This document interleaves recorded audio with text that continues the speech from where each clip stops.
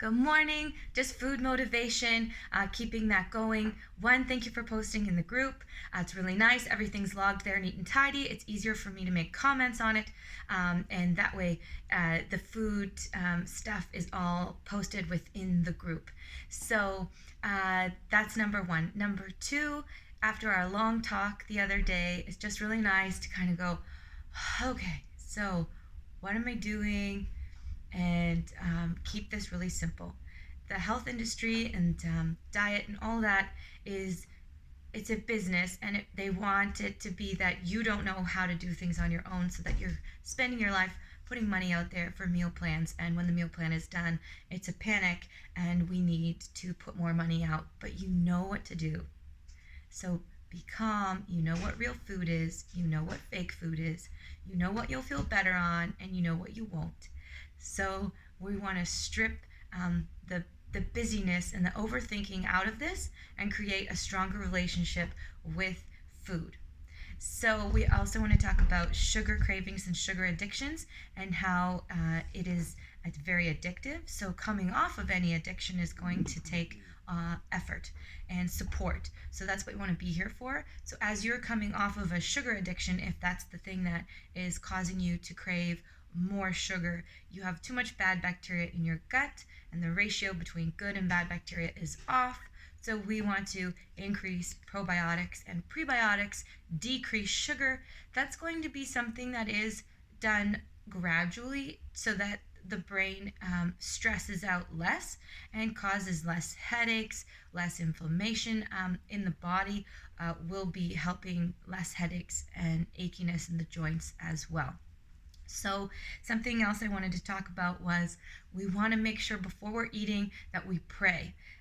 It's by design that we, being in a grateful place, in a calm place, about to take in our food, our body can then digest it with more ease than if we're eating really stressfully.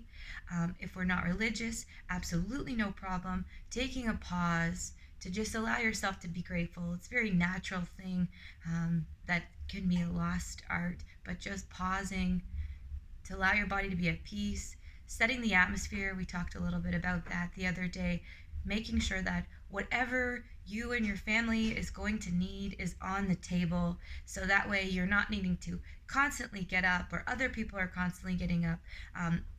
It's fine, but if everybody's getting up all the time, it causes a little bit of stress, and then we're not enjoying the food as much. It's never going to be perfect. Sometimes we are going to be in a hurry, especially with like spring season and this happening, but we can always take a moment to be calm and pause before we eat, to allow our body to know food will be coming in. This is exciting, and I'm going to enjoy it, and we're going to digest it smooth as possible, and then we can absorb all of the minerals and nutrients that we need to get from that food without being in a rush. Chewing our food well, so that big pieces of food aren't sticking around in the gut for bad bacteria to live off of, and causing bloat and gas and bursting sensations throughout different ways, such as heartburn. These types of things, it's really important to chew our food well. Not over consuming a lot of liquid while we are eating. Milk is different. We don't want to be drinking like tons and tons, but milk is a food. So if you're having milk accompany your meal, that's part of your meal. But drinking it slowly, so that we're not having a whole bunch of liquid coming in as food is coming in, because our body needs time to break down the minerals of chewed food, so that we can get all of the goodness that we need out of that. So if we're drinking tons of water, we're not able to get what we need before we're passing it all on, and then we could be left feeling bloated and uncomfortable and still hungry, because our body didn't get the time to get what it needed out of the food. So we want to also add leafy greens. Put that shit like Tabasco sauce, put it on everything, okay? Spinach, kale, all these beautiful Swiss chards, leafy greens. I know it might sound crazy, but adding that to whatever you possibly can, just making it become over time a non-negotiable in your daily diet, in your family's diet. You can chop it up. Like, you could take a whole box of spinach and dice that shit up, and it's like, where'd it go? But you want to get that into you as much as you possibly can. If you're hungry in between meals, having fresh vegetables, cut up vegetables. No, we don't need a whole entire jar of ranch to go with it, unless you're Matt Yates and you love ranch. Then you can have some. You can have some ranch. We can all have some ranch, because that's the other thing. We don't want to have our food relationship being rigid, because we will fail. We want to enjoy everything in moderation, setting ourselves with a good baseline so that we can go out with friends. We don't have to be afraid of food, and we want to be getting enough food. So a lot of reasons why people can gain weight is because they are under eating and going too long without food. So the next thing we want to talk about is the meal times. So we want 3 to 4 hour gaps between food. We don't want to be eating between those 3 and 4 hours, because then our body can't let go of what it needs to let go of. If you have a high super fast metabolism, you might need something in between there. Your gap might be 2.5 to 3 hours. If we have a regular metabolism, 3 to 4 hours is perfect. If our metabolism has been sleeping, because we talked the other day about hibernation mode, how your body does not trust you, has no idea what's going on, so it's just storing, we want to get that fire burning, so that way we can let go of what we need to let go of. We can have the energy that we need, and we don't always feel tired. So we want to make sure that we're getting that 3 to 4 hour gap. So for instance, if you ate at 8, then you're going to eat at 12, and then so that you can eat with your family at 6, we're going to eat at 3 instead of 4, so that way we can eat at 6 with dinner. We don't want to be living our life eating separate meals from our families. Breakfast, lunch, snack might look different than your family's and yours. That's fine, but we want dinner to be this beautiful experience. It's such a sacred thing to sit down at the table together and enjoy the same meal. That might be built up of a little bit different. If you have a teenager, they might have 4 pounds of potatoes on their plate. That's okay. That's where they're at. Their body's fast burning. They're putting a lot of energy out. Things might be different. And we want to plant healthy seeds of food relationship. We don't want to food shame. There's no good and no bad food. There is real food and fake food, and we know what the difference is. We overcomplicate these things, and we need to understand the more fake food we put in our body, the more we will crave fake food. And then we will be searching for energy that we cannot reach on that food, because God didn't make it. It was fake food. It wasn't intended for our body, so it has a harder time processing it. Getting back onto the track of real food is going to take time, because it's an addiction. So if we find ourselves in that position, not everybody does, it's really important to recognize that we've got a food addiction and that we are coming off of it. Being open with our families and explaining our food goals, and that we want to improve our food relationship, not living rigidly, because especially males and females, but particularly females in this case, if we have young women in the house, we're setting them up to think that by this age, I don't get to eat this food anymore, then I will live off of this, because that's the way life goes. We want these young women to be empowered with their food relationship and to enjoy whole foods, even from growing it and understanding that this beautiful seed took time to turn into this amazing thing, and that it was by design that we were meant to consume this. Remember, we talked a tiny bit about the tree of life had 12 different fruits on it. So it was intended for us to experience lots of plants. It wasn't until after sin happened that animals became a part of the diet, and there is clean and unclean, and that can go on and on and on. And we consume all different types of animal. Lean meat is going to serve us better as a whole, but there is absolutely a need for having that good red meat in our diet. We just don't want it every day. There's also stuff that's more fatty, right? So we just want to get that in. This will come with time. It's just important that we are consuming some iron, and if we are wanting to eat meat, that we're making good choices with that. Simple things. If we had a bunch of ground beef one day, we don't need to have a whole bunch of ground beef the next day. It's okay if we had lean meat, and then it's nice to have some red meat. It takes longer for your body to break down. So if we have a backup of food in the body, I talked a bit about the colon. If the colon is full of shit, then it really slows down the digestive tract. and it becomes very toxic in the body, harder for it to break down food. We feel like sluggish and slow because your body needs a break from food if we're not getting enough fiber into our diet. Oma would always say, like, spinafel, like pig food if we eat the carrot skin, the potato skin, but that has fiber in it. So we want to keep that stuff on as much as possible. It's okay if we want to have a nice mashed potato with a family and we want to take the skins off because we're being fancy, and that's just another way to show love.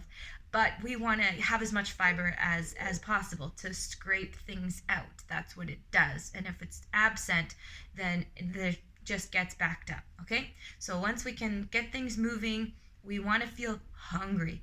It's sad when we don't feel like hungry. It's also okay to feel hungry. We don't need to panic because we know that we have food. We have loads and loads of food. So we want that 3 to 4 hour gap, and we want to feel hungry. Okay, so eating this way will lower your risk of cancer, diabetes, heart disease, osteoarthritis, obesity.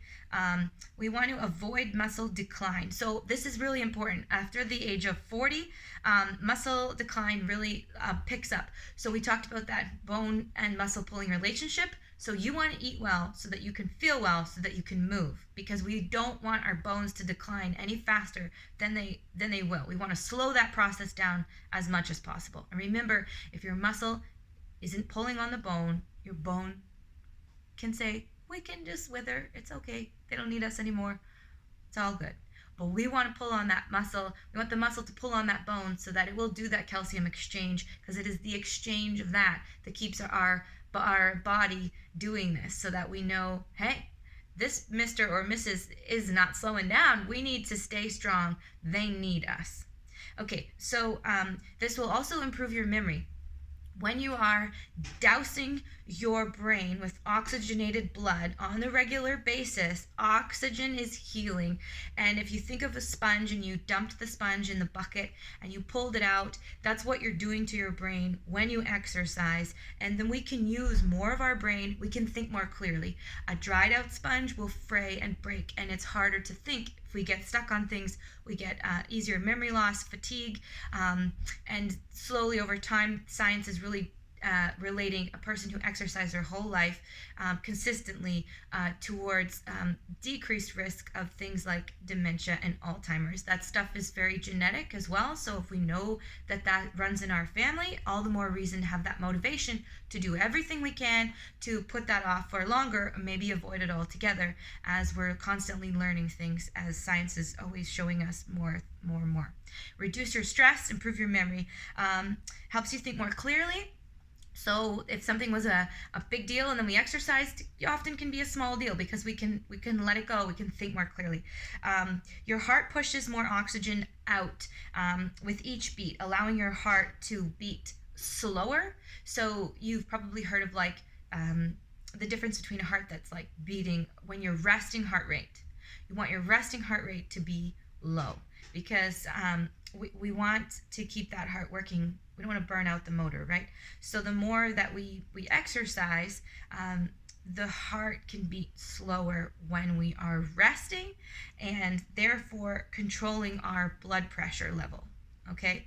So if we're unhealthy, our resting heart rate is going to be higher. It's harder for that heart to pump blood to the body.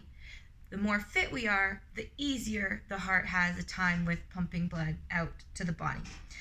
So your heart rate recovery, when you're coming down from doing something really active to the time where you're resting, that gap gets closed quicker, which is really good sign of great health. Okay, so that's something we want to do. So families and friends who keep fit together develop stronger social attachments, and that is such a wash of serotonin, good hormone over the brain. So it's really lovely to do this together. Consumers are always trying to get people to do things like on their own. You can do this on your own, but there is such a connection, fellowship connection. Again, amazing, the design. When we're together, we can have that release, we can have that laugh, and it's lovely. So balancing your hormones, so testosterone and estrogen. We want to work out, stay fit and healthy, eat well, eat lots of greens, get a balanced diet so we can balance our hormones. I could go into that forever, but basically so that we feel as cool as possible, less crazy. We want to avoid chronic disease.